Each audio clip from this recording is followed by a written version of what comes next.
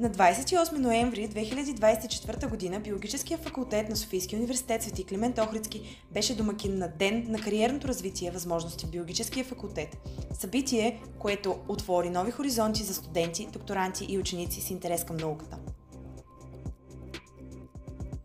Организирано от Факултетния студентски съвет и Кариерния център на Биологическия факултет, събитието представи многобройни възможности за кръжочна работа, проектна дейност и успешна реализация на дипломни и дисертационни трудове. То е реализирано с подкрепата на Национална програма Образование с наука, което подчертава значимостта на връзката между обучението в училище и университета. Сред участниците бяха катедрите и самостоятелните звена на факултета, студентските клубове, центровете за компетентност и екипите на проектите по програма Самит, които представиха своите дейности.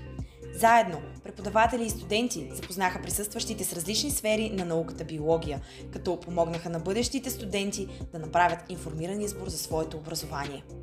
Така, Денят на кариерното развитие отново доказа, че Биологическия факултет е средище на знания, иновации и перспективи за успешна професионална реализация.